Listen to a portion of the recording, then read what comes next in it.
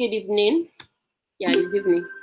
Welcome to another edition of Cutty Talks the other way. If there's anything like that.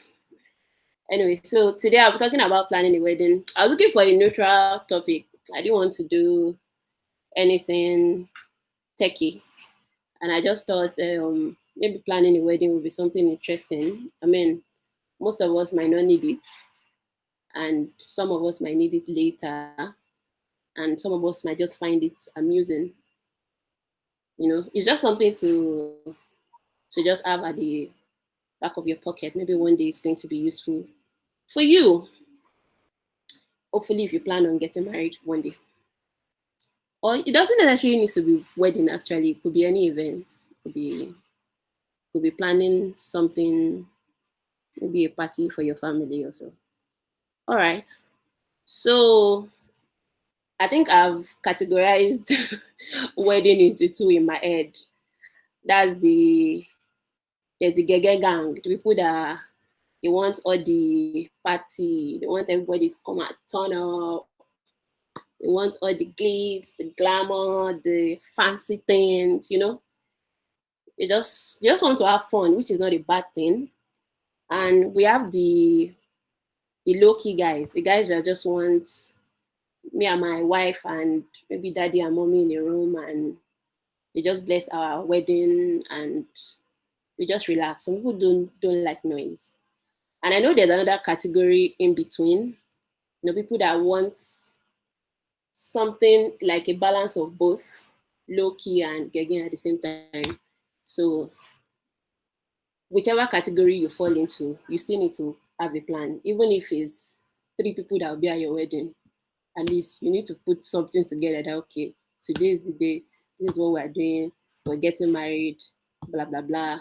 We're planning a wedding and the rest of it.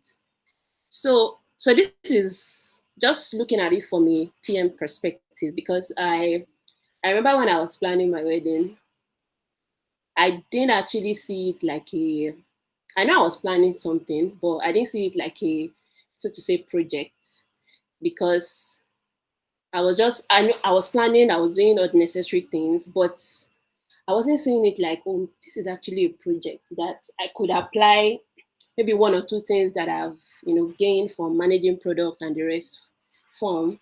But I remember one of those days in the office, and I think I was lamenting to Tokes and just telling Tokes how frustrated I am, how I'm just fighting and arguing with everybody. And Tokes just said something that, what you're doing is a project. And it just clicked in my head that, yeah, it's actually a project, because at the end of the day, something will be delivered at the end of the day, which is the wedding. So from then on, I kind of changed my mindset about it, because in an ideal situation, if you are working on a project, you do everything to make it work fine. You do everything to make sure that you deliver. You do everything to make sure that whatever you have agreed to do in a sprint, you make sure it's done. You make sure it's done in time. You make sure, those things that you typically apply to when you're working on a project, conflict resolution. Can you hear me? Somebody Yes, said we can something. hear you. Oh, okay, I thought I heard someone say something, so I was trying to get what the person said. All right. So basically, typically things that you will apply is a mindset at the end of the day. So I was just like, okay, what if this is a project? What will I do? Like, what did it look like for me when I was looking at it in the perspective of a project? And honestly, when I started thinking about it that way, things became easier for me, because I could think clearly. I wasn't overly frustrated over unnecessary things, and I wasn't necessarily fighting with my mom and everything. So I think the first thing is, in my own small roadmap of planning a wedding, is you need to gather requirements. And when I say gather requirement, that's using a product manager's or software terminology. What I'm saying is you need to meet whoever you are planning to marry or planning a wedding with. You guys need to have a conversation. and just discuss your expectations and your thought and just what you think about when you think about wedding. Those are the kind of things you are. Just the way I will go to a client office, and if they say they want to build mobile app, I'll ask them what are they thinking about, what is their pain point, just to just understand what they are thinking. That's what you're doing at the requirement gathering phase.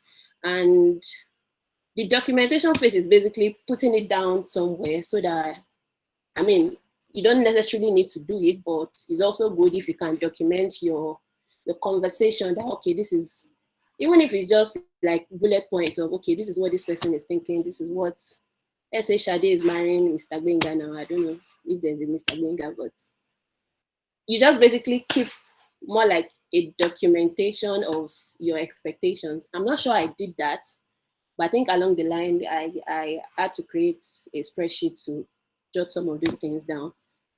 Then the next thing is, of course, your planning, costing, your timeline. You need to also put that together. Then your MVP, I mean, for wedding, the only thing I can think about for MVP is your must have. And usually that will be an offshoot of what you've talked about when you were having a conversation. Then, of course, implementing the plan and getting married at the end of the day. So I'll just talk about the first one. So for the requirement gatherings, you're talking about, the first thing is expectations, because you've known somebody for, I don't know how long people date these days, but whether 6 months or 5 months or 10 months or 1 year or the whole of your life, doesn't necessarily mean you know what is going on in their mind, like 100% when it comes to planning a wedding. And because somebody knows how much you earn, doesn't mean that the person does not want limousine at their wedding. Or maybe because both of you know that you don't even earn enough to earn limousine, doesn't mean they don't still think about having those kind of fancy things on their wedding. So what you want to talk about during expectation is to just, let's just talk. What are you thinking about? I mean, when you think about your wedding, what do you want? For someone like me, I didn't want there's some things I just didn't see as necessary at a wedding. When I think about a wedding dress, I just wanted something very simple and something that will be comfortable. When I think about locations, or when I think about guests, I just pictured something small. But of course, that is not always the reality of things. And so basically, you want to know expectations. If maybe your partner is the type that wants Givenchy designer at his wedding, or just talk generally about your expectations. And at that point, you're not really cutting anybody off. You are let's just talk. Let's have a conversation about it. So the next thing you want to talk about is family dynamics, because you've been with somebody for a while doesn't mean you totally understand their family dynamics. I'll give an example. Like my own family, my mother's side now, my grandma has 7 children. So 7 children with like 20 something grandchildren. And we are kind of closely knitted. Like we are the type that we are always at everybody's events. So even as tiny as secondary school graduation, if you are close to that person's location, you attend, because that's just the way we roll. We always show up for everybody's, except the place probably is outside the country. As long as it's within Nigeria and you can go there, whether it's Warri or Lokoja or whatever, you always make time to go there, because that's just the way my mother's side is structured. We are close. We always see each other Christmas time. There's always a party that brings everybody together. So we're always involved in everybody's life. So with that kind of family, you can't say you want to sideline some people at the wedding. It's not possible. So those are the kind of things you want to talk about. But there are some families that they are not very close. Maybe so the parents don't even talk to their siblings that much. So in that kind of family, you can do something smaller. And hopefully if that's what happens on both sides of the family, then lucky for you, you can have maybe 20 guest wedding and you're fine. Then the next thing you want to talk about is money. Does any of you have money saved for this thing that you're talking about, or you are planning on saving towards it? You want to ask that question so that you don't think, sometimes you think somebody has money, and at the end of the day, when you ask, you see that they don't have money. Then let me see. The next thing is accommodation after wedding. Where are you guys going to stay? Does one of you have a place now that you like to retain? Are you planning on getting a place? Is it in the same location as you are? Probably you are in Ibadan now. Is the person in Ibadan too? Or you are in Lokoja? Is somebody coming over to Lokoja? Those things you just want to talk about it and keep it somewhere so everybody is clear on what is happening. When I mean everybody, I mean both of you. And of course, life after wedding, what is it going to be like? Basically, what you're doing at this point is just thinking about it, and you can daydream, you can don't be restricted, just have fun and put those things. Because later on you see cut down and you can see maybe, okay, this is possible, this is not possible, and the rest of it. And okay, let me see. The next thing is planning, costing, and timeline.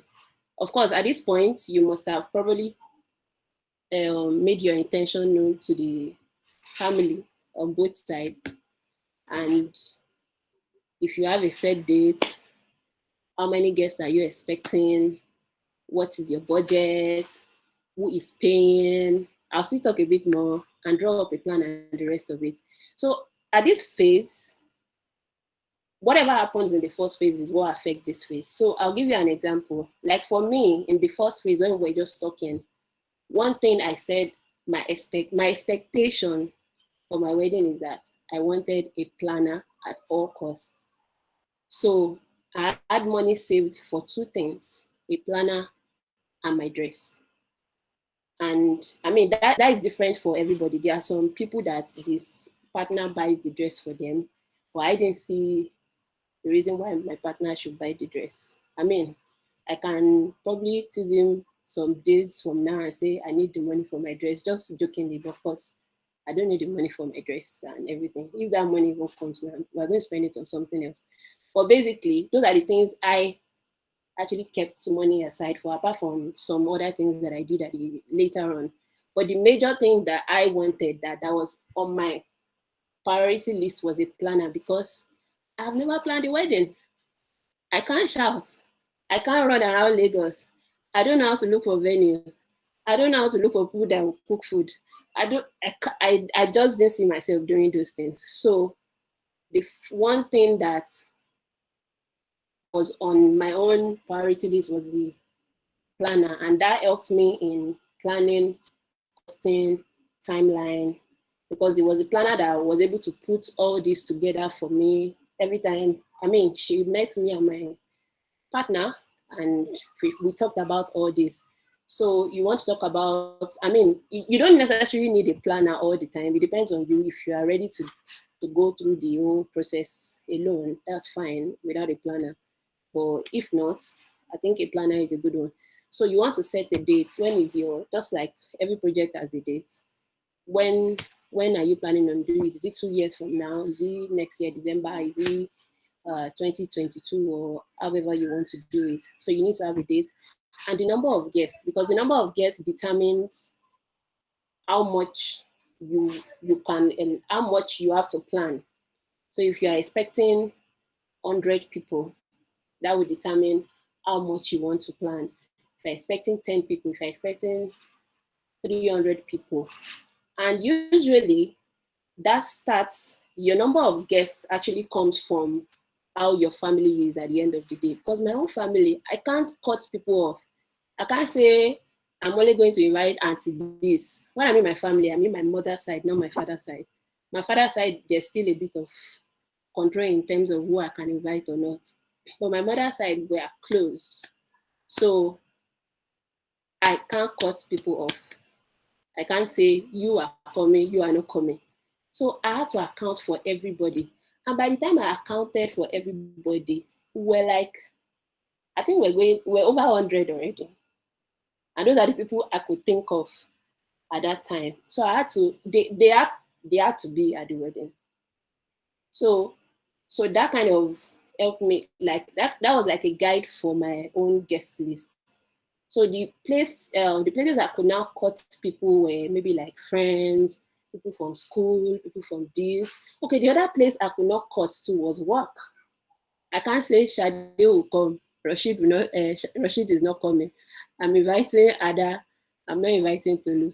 No, I can't do that because we're also like closely knit at work. I can't really jump up. I can't jump. So those are the things that was a guide for my guest list. But at the end of the day, I mean, even if you are adding those things, doesn't mean that you necessarily need to plan with those people. If you can't afford it, you don't have to do all that. Then, of course, your budget. For me, the budget came with a number of guests because just based on the number of guests that we were planning on, the planner was able to say, okay, if you are planning for these people, this is a typical budget that goes for this kind of people. But you can also plan from budget to people. So, for example, if it's 1 million you have, you can plan around 1 million. That will determine, okay, you can only invite 10 people, you can only invite 20 people. So it could be the other way, however you plan on doing it. But honestly, I would say a planner saves you a lot of headache. But if you can handle it, please go ahead. So the next question is, who is paying for what? You need to know who is paying. Are you guys paying? I mean, for me, we assumed we were the one paying. So because we assumed we were paying, we had like a plan A and a plan B. The plan A was we are paying. The plan B was we are not paying. So a picture of a plan A was, if we are paying, what can we afford? We can afford our suit and our wedding dress, and we'll do our church wedding, and we'll share small food, and everybody will go home. That is plan A. Plan B is, oh, we can actually have a reception with this money, and so. If somebody pays this, if somebody pays this. So basically, you need to know who is paying, and usually that will come from your plan. By the time you have a plan, and probably you presented this to your family. I mean, we were planning like somebody else was not paying, but at the same time, when the extra money shows up from people that said, okay, they will cover this, they'll cover that, we're able to do those things. But if the money didn't show up, I'm sorry, I cannot kill myself because everybody wants to come and eat at my wedding. So I just put a note there that this might be influenced by family or not, because at the end of the day, you can't really do these things alone. For me, I was lucky enough because some people, not even some people, so many people covered most of the things that were at my wedding. I mean, I can count what I actually spent my money on, because it's really, I can't do more than I have. I mean, I won't go and get loan because I want to get married. So I only did the things that I and my husband did what we could do, and family, you know, gave their input and the rest of it. And the other thing planning helps you to do is also planning and costing. It helps you to, more like, gives you like a bit of more like something that you can show other people that wants to pitch in. So an example is, I remember my in-law called me at some point for a meeting, and they asked me where can they come in, and I was like, fantastic news. Ideally we should all do it together, but that's not the way it works in some environments. In some environments, they believe one side should take care of everything. But I mean, I'm just grateful that I have a set of people that believe that it shouldn't be one side. So they called me and they asked me where can they come in, and I gave them, just because I already had a plan and costing and everything. I told them they can come in this, they can come in that. And I already had prices for those things just because I was working with somebody that had given me order. And you don't even necessarily need to work with somebody to give you order. You can make inquiries yourself. How much did they rent the oil? How much did they, if you have the strength, yeah, because I didn't have the strength. How much did they what do you call it? How much did they bake cake for wedding? How much did they do so things? Blah blah blah blah blah blah blah. And I will also say your expectations also determines what happened in the planning and costing phase. So if your expectation and your family dynamics support something small, you don't need expensive things. You don't need ushers at your wedding. You don't need you don't need 10 tiered cake. You don't need, you can just go small, you know. You don't need the extra fizzy. You don't need fireworks, because all those things is money. You don't need, what else do they do at wedding these days? Oh, the smoke effect. They were going to charge me for smoke. I said I don't want smoke because I didn't have money for it. And you don't need waterfall. You don't need, I don't know. They're just useless things that happen. Okay, let me don't say it's useless. It's not useless. I take that back. They're just things that, as far as I'm concerned, they are not necessary.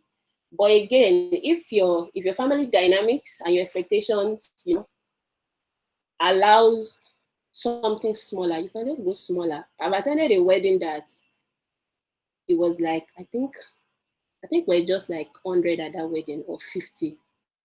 The all was 80K. It was very small, just really cute. Everybody, there was no security there because we're just really small. Everybody ate, and it was just a very quiet wedding. By 6, we're out. Sure, I even wanted to stay more because I'm like, let's dance, let's do all these things. It was just a very small and reasonable, and you know, actually the wedding was small and expensive, but you can do small and cheap too. So yeah. So whatever happens in your the previous, and that's your requirement gathering phase, usually influence what happens here. You can do away with so many things. You can do away with security if you are doing something smaller. Instead of doing 3 tiered K, you can do one. Instead of going to all these expensive suit people, you can just enter a very good shop in Lagos and buy a very good suit, and you're fine. You don't necessarily need to buy new shoe if you can't afford it. Wear your existing shoe that makes sense. And if you want to buy new shoe, buy new shoe. You know, there are just ways you can cut down on some of these excesses if your family and your expectations support it. And so the next thing is you want to scope your MVP in the PM world. So basically, you want to itemize what is really important to you. You know, you have all your requirements. You've said, okay, this is what I want. For me, planner was something that I wanted. This is da da da da da. And I know my family is big. My husband's family is not as big as mine, but yeah, also on the I don't even know how to explain it. Should I say the um hey, how do I represent my family now?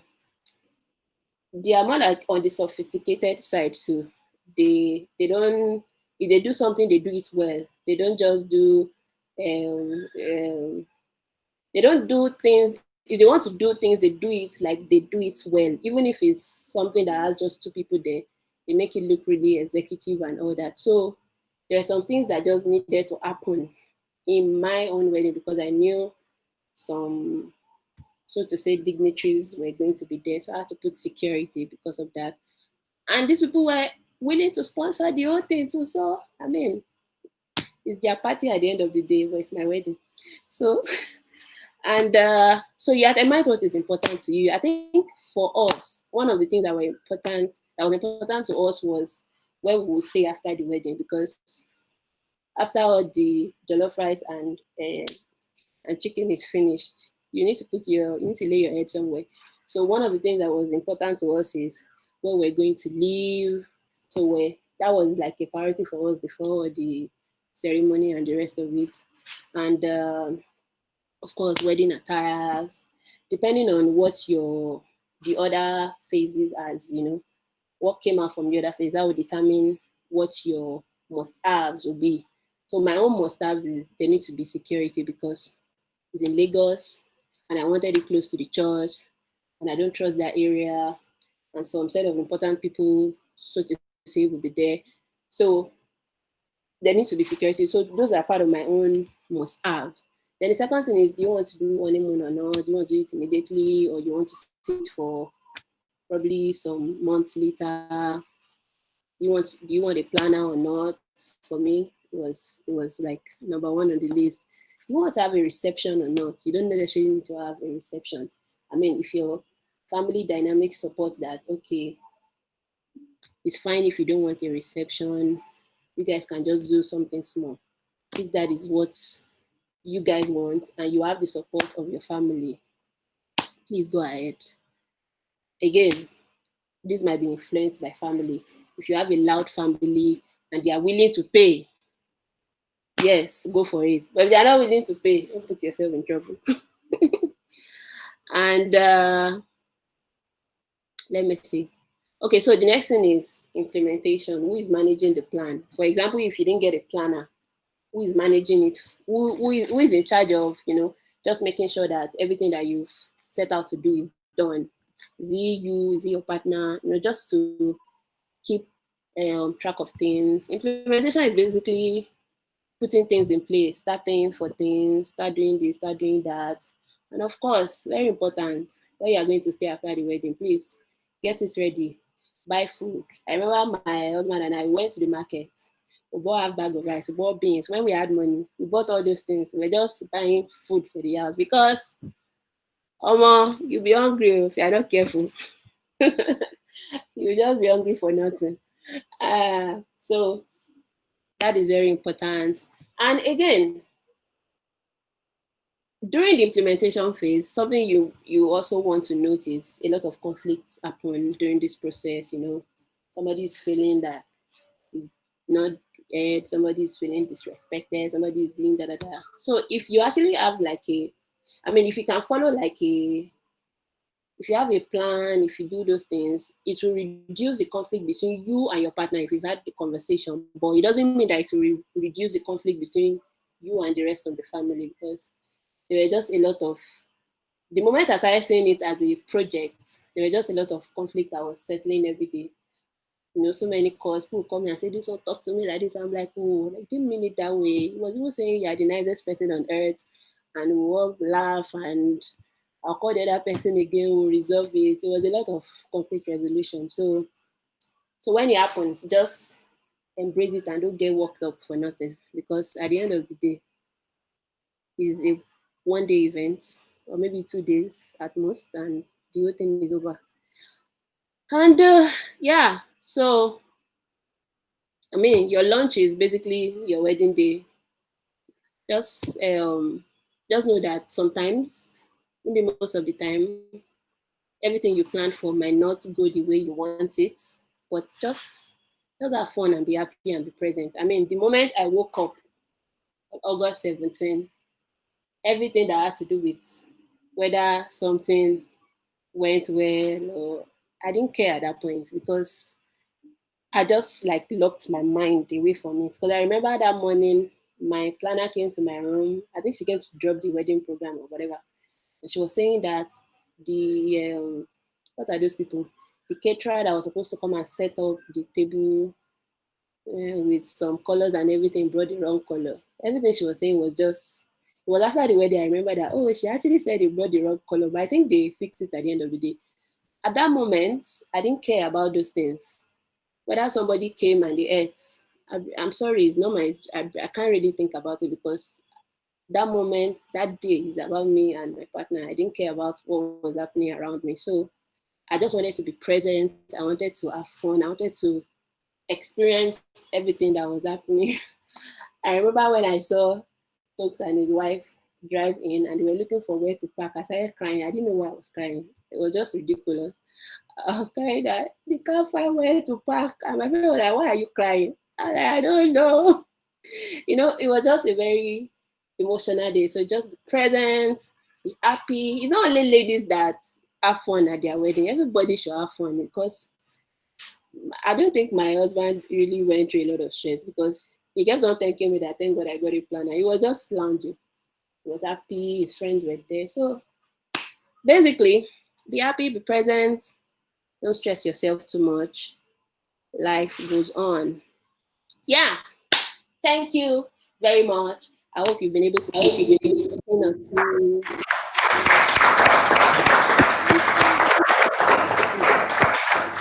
You know,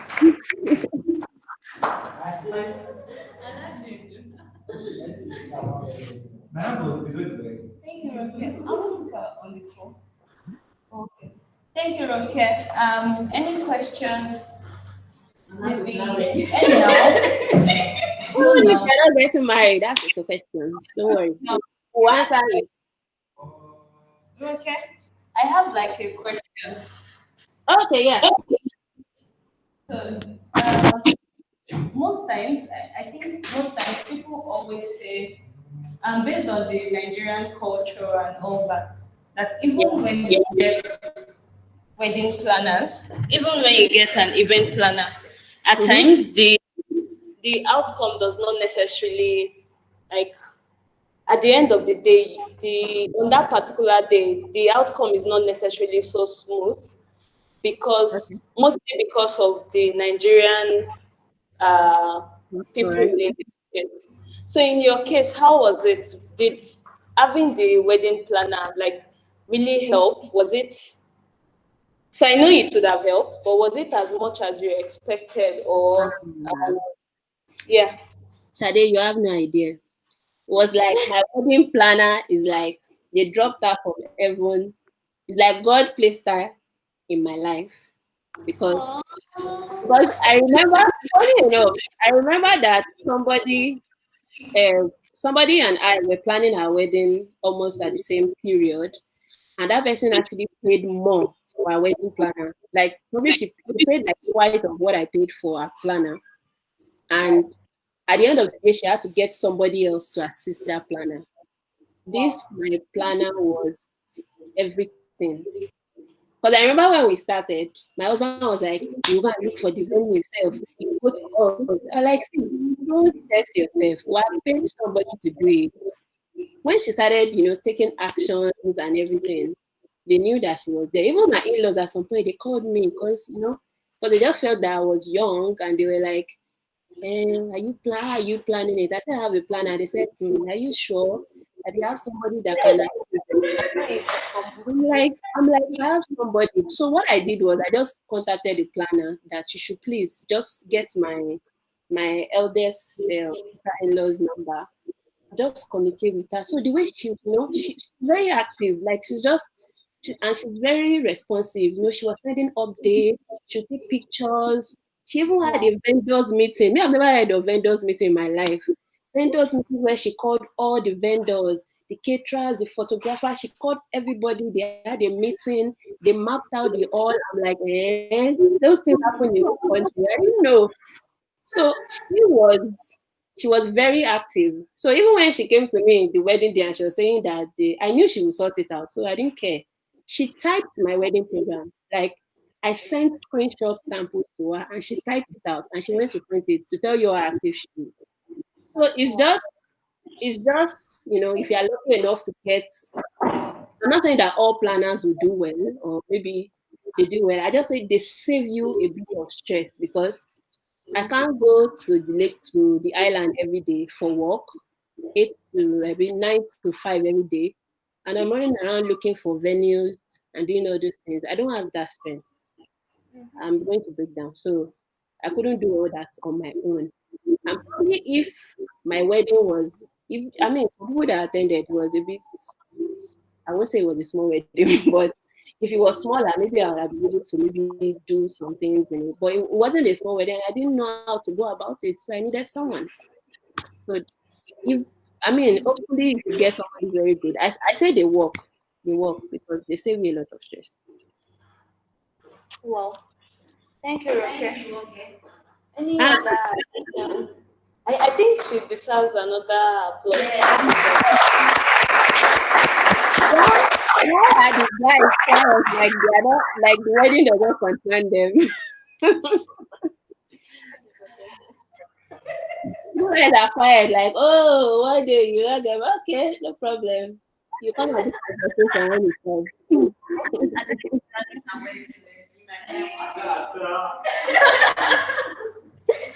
Any addition, subtraction? No. No, guys don't talk about wedding. When it comes to wedding,